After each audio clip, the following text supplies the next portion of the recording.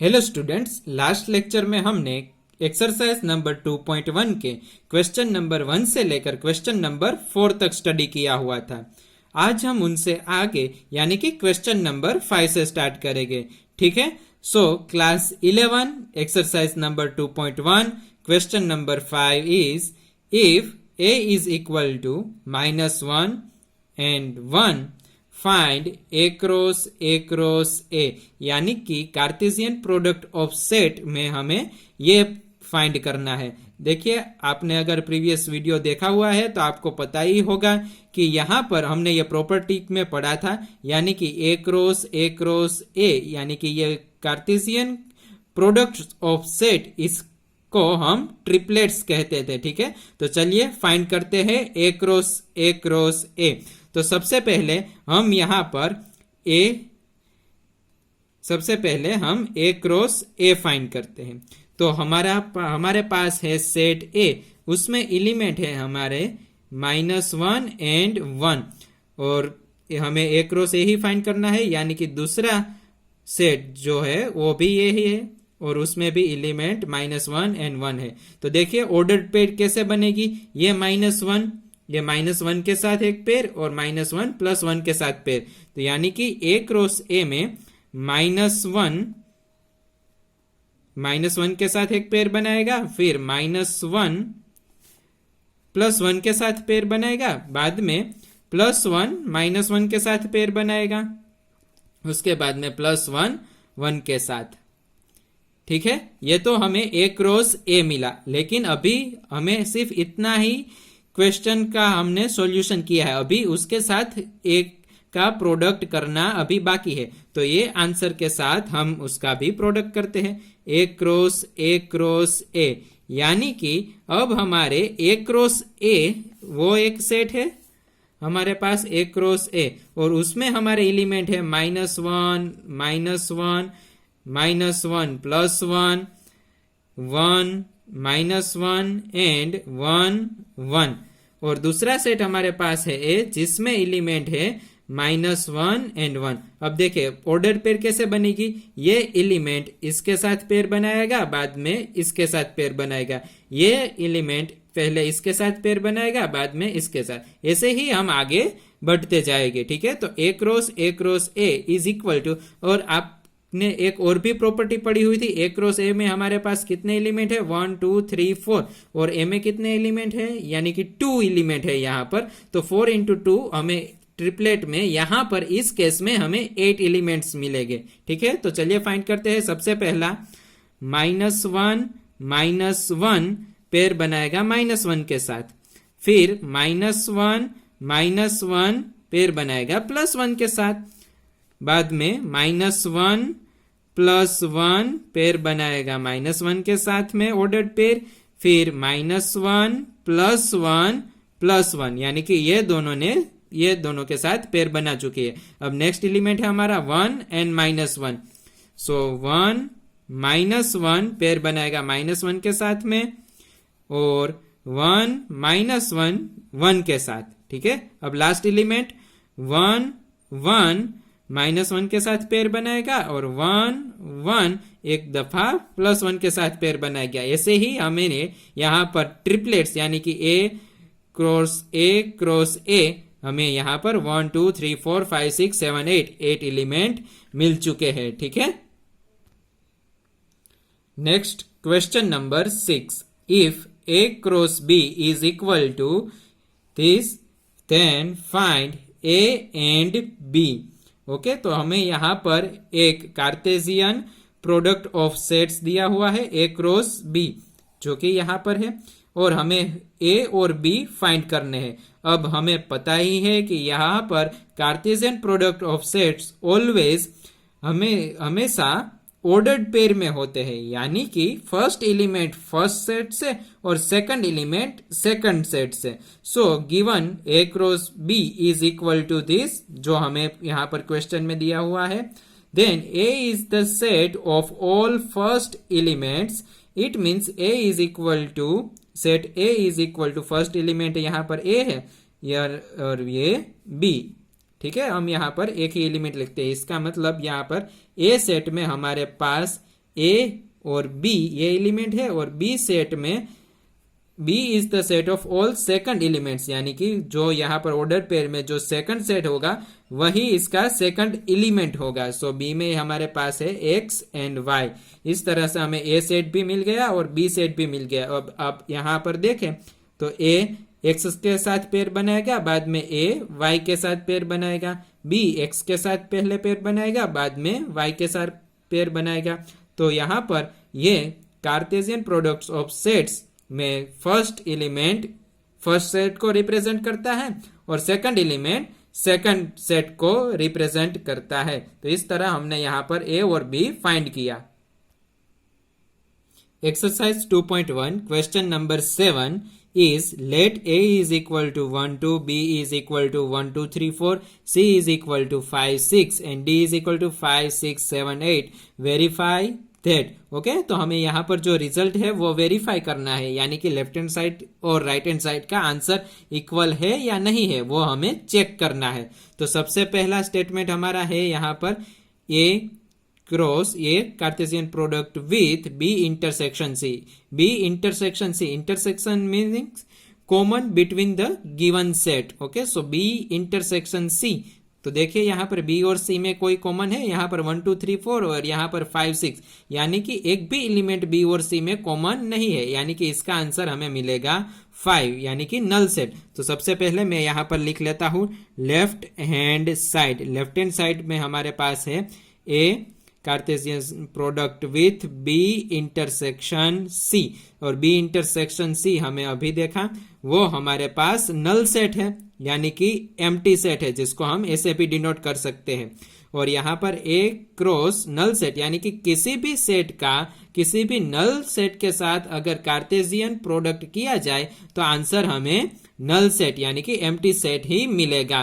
तो ये हमारा लेफ्ट हैंड साइड का आंसर आ गया। अब चेक करते हैं right hand side. So right hand side में राइट हैंड साइड हमारे पास फाइंड करना है A cross B intersection A cross C. तो सबसे पहले हम यहाँ पर ए क्रॉस बी फाइंड करें तो हमारे पास है ए 1 2, तो यानी कि 1 2 का क्रॉस प्रोडक्ट यानी कि कार्टेशियन प्रोडक्ट बी के साथ, यानी कि 1 2 3 4 के साथ 1 2 3 4 इंटरसेक्शन, इसका intersection A Cartesian product with C, यानी कि ए है हमारे पास 1 2, इसका कार्टेशियन प्रोडक्ट हम सी के साथ यानी कि 5 6 के साथ करेंगे। ठीक है, तो देखिए यहां पर सबसे पहले 1 1 के साथ 1 2 के साथ 1 3 के साथ और 1 4 के साथ ऐसे ऑर्डर पेयर जनरेट होगी।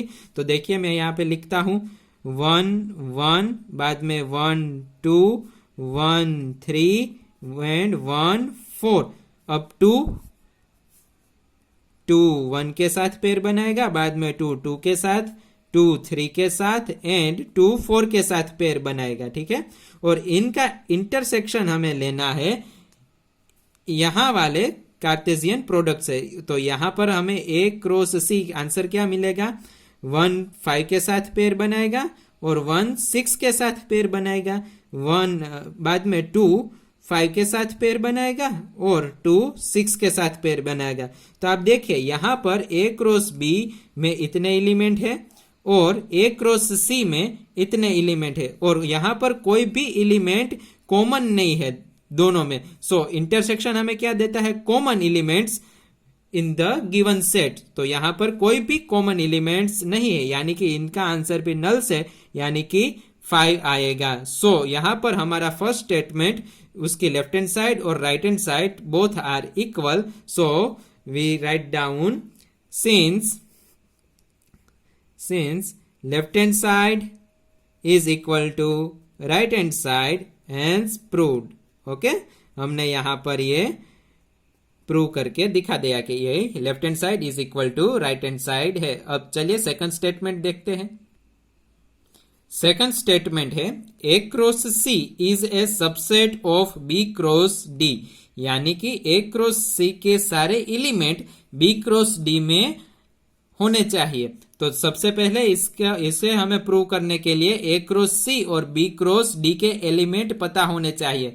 तो हमारे पास हमें करना है ए क्रॉस सी। तो सबसे पहले हम फाइंड करेंगे ए क्रॉस सी। इसकी हम ऑर्डर्ड पेड सारी की सारी यहां पे लिख ले। तो हमारे पास सेट ए है 1 and 2।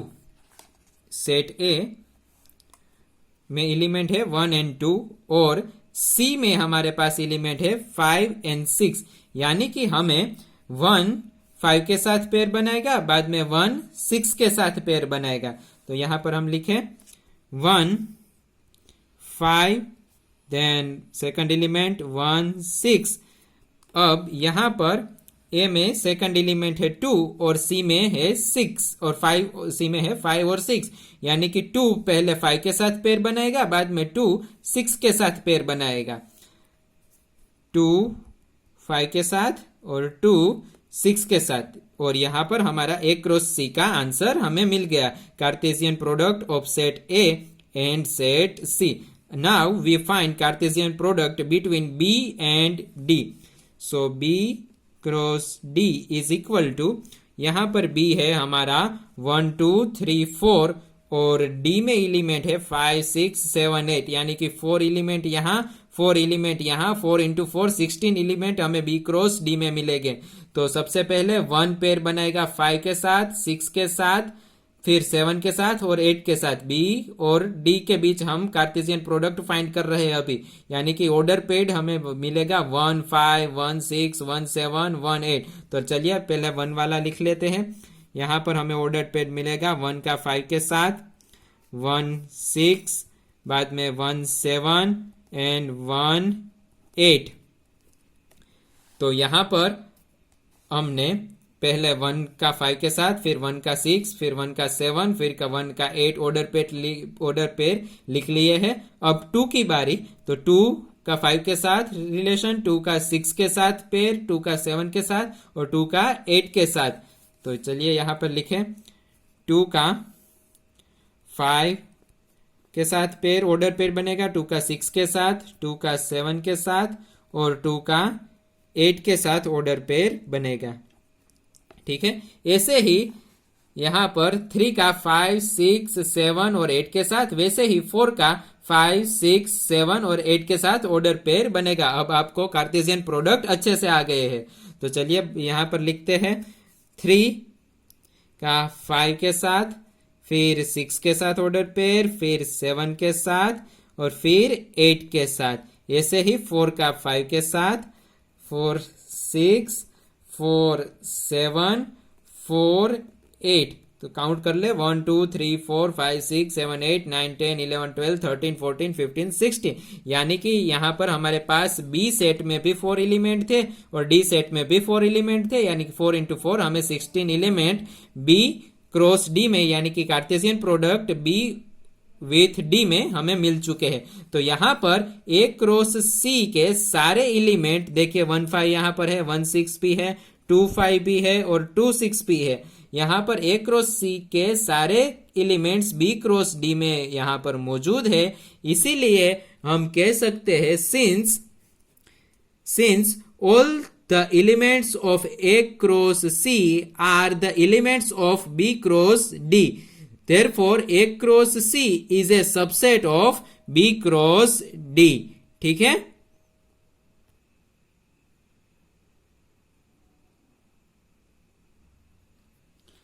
Question number 8. Let A is equal to 1 2 and B is equal to 3 4.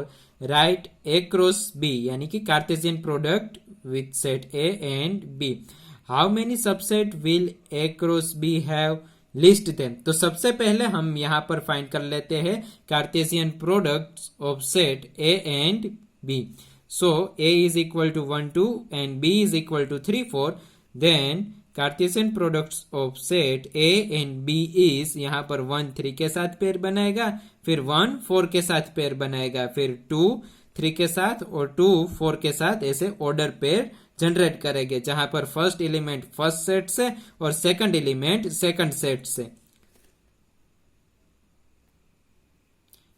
उसके बाद हमें फाइंड करना है how many subset will A cross B have. तो सबसे पहले देख लेते हैं सबसेट हम किसे कहते हैं। सबसेट वो सेट जो किसी और सेट के अंदर आ रहा हो। देखिए यहां पर एक एग्जांपल लेके हम उसको सीखते। देखिए सबसे पहले पी सेट में हमारे पास एलिमेंट है 1 एंड 2। तो इसमें कौन कौन से सबसेट हम कह सकते हैं। 1 is the subset of 1 and 2। Second element 2 is the subset of 1 and 2। बाद में हम ऐसे भी कह सकते हैं ये पूरा का पूरा 1 and 2 is the subset of 1 and 2, यानी कि 1 यहां इसके अंदर है, 2 भी यहां पर है, 1 2 भी यहां पर है। और एक सेट होता है नल सेट, अगर यहां पर कुछ ना हो तो नल सेट तो होगा ही। ऐसे ही हम सारे सबसेट जनरेट करते हैं। तो देखिए यहां पर कितने एलिमेंट थे, 2 एलिमेंट्स थे। तो हम जनरली सबसेट का फॉर्मूला क्या होता है फाइंड करने का, 2n। यहां पर जितने एलिमेंट है इज इक्वल टू n। तो यहां पर 2 एलिमेंट है, so n replace by 2, so 2 square is equal to 4। तो यानी कि हमें 4 सबसेट मिलेंगे। एक और एग्जांपल लेके सबसेट को अच्छी तरह से समझ ले। यहां पर क्यू सेट लिया हुआ है हमने 1 2 3, यानी कि इनके सबसेट का फॉर्मूला होता है नंबर ऑफ सबसेट 2n, और n is equal to element. So here is the 3 element, so 2 is equal to 8, यानी कि इस सेट के हमें 8 सबसेट मिलेंगे। तो चलिए फाइंड करते हैं। सबसे पहला 1 is the subset of the Q, then 2, then 3, और बाद में 1 2, ठीक है, is the subset of the Q. यहां पर 1 2, बाद में लिखेंगे हम 2 3 और 1 3, 1 2 3 4 5 6 और 7 है। ये पूरे का पूरा सेट वो खुद अपना सबसेट तो होगा ही, और एक एम्प्टी सेट यानी कि नल सेट वो भी इसका सबसेट होगा। तो देखिए 1 2 3 4 5 6 7 और 8, यहां पर हमने 8 सबसेट फाइंड कर लिए। तो इसी तरह पर हमें इस क्वेश्चन में यहां पर दिया हुआ है how many subset will A cross B have. So here the 4 elements 1 2 3 and 4 elements है हमारे पास ए क्रॉस बी में। सो यहां पर number of elements of A cross B is equal to n is equal to 4, यानी कि हमने उसको n कह दिया। Then number of subset of A cross B is equal to 2n is equal to 2 n replace by 4, so 2 into 2 into 2 into 2 4 times, okay? So here 16, 2 to the 8, 2 to the 4, 4 to the 8, 8 to the 16. So set A cross B have 2 raised to 4 is equal to 16 subset. Now finding subset of A cross B. So we have A cross B is equal to 4 elements. तो यहां पर 1 and 3 भी एक subset होगा A cross B का, यानी कि ये भी इसके अंदर आया हुआ एक सेट है। या 1 4 भी एक सबसेट है ए क्रॉस बी में आया हुआ। ऐसे ही 2 3 और 2 4, यानी कि ये सिंगल एलिमेंट वाले अगर हम सेट बना दे तो वह सारे भी इसके सबसेट हो गए। अब हम 2 एलिमेंट्स की पेयर वाले सबसेट जनरेट करते हैं, यानी कि 1 3 1 4, फिर 1 3 2 3, फिर 1 3 2 4, यानी कि ये 2 एलिमेंट्स वाले ये सेट भी ए क्रॉस बी के हमारे सबसेट के हो जाते हैं, ठीक है। फिर 1 4 2 3, फिर 1 4 2 4, देन 2 3 2 4, यानी कि ये भी 2 एलिमेंट्स वाले set which is the subset of A cross B. ऐसे हम यहां पर जनरेट कर सकते हैं। बाद में हम 3 एलिमेंट वाली पेयर बनाए, यानी कि 1 3 1 4 2 3, 1 3 1 4 2 3, फिर 1 3 1 4 और एलिमेंट ले ले 2 4। बाद में 1 3 2 3 2 4 एंड 1 4 2 3 एंड 2 4, यानी कि 3 एलिमेंट्स वाले सेट जो भी पॉसिबल थे वो हमने सारे यहां पर इसमें से लिख लिए। अब एक जो खुद वह सेट वह खुद अपना ही सबसेट होगा, यानी कि हम इस सेट को भी काउंट करेंगे। जो हमने प्रीवियस एग्जांपल में जो हम अलग से सीखा था उसमें भी मैंने कहा था। और एक 5 सेट यानी कि नल सेट, वो भी हमारे ए क्रॉस बी का एक सबसेट कहलाएगा। तो एलिमेंट काउंट कर लेते हैं, 1 2 3 4 5 6 7 8 9 10 11 12 13 14 15 and 16। So we have the answer set A cross B has 2⁴ 16 subset. और हमें क्वेश्चन में दिया हुआ था लिस्ट देम, और हमने उसका लिस्ट भी यहां पर बना लिया। Question number 9, let A and B be two sets such that number of A is equal to 3 and number of elements in B is equal to 2। If x1, y2 and z1 are in A cross B, find A and B where x, y, z are distinct elements. So यहाँ पर हमें A और B two sets दिए हुए हैं, जहां पर हमें कहा हुआ है कि A सेट में 3 एलिमेंट है और B सेट में 2 एलिमेंट्स है। जहां पर इस इंफॉर्मेशन से हमें पता चल जाएगा कि A क्रॉस B में टोटल 6 एलिमेंट हो गए।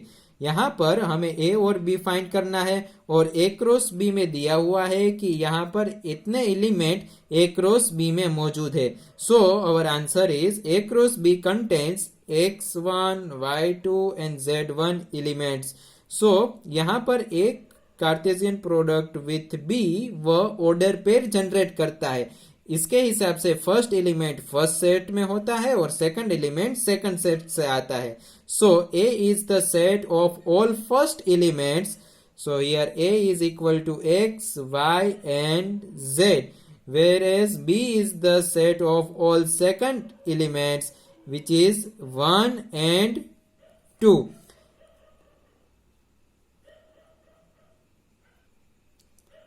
इस तरह हमने यहाँ पर A और B फाइंड कर लिया है। Question number 10. The Cartesian product A cross A has 9 elements among which are found -1 0 and 0 1. Find the set A and remaining elements of A cross A. यानी कि हमें यहाँ पर फर्स्ट कंडीशन दी हुई है, the Cartesian product of A cross A has 9 elements, यानी कि यहाँ पर ये दोनों सेट इक्वल है। देखिए A cross A has 9 elements, यानी कि यहाँ पे इनके एलिमेंट और इस सेट के एलिमेंट, दोनों एलिमेंट का मल्टीप्लिकेशन 9 होना चाहिए, जो हमें प्रॉपर्टी से मालूम है। तो यहाँ पर A के पास अगर 3 एलिमेंट हो तो ही ये पॉसिबल है।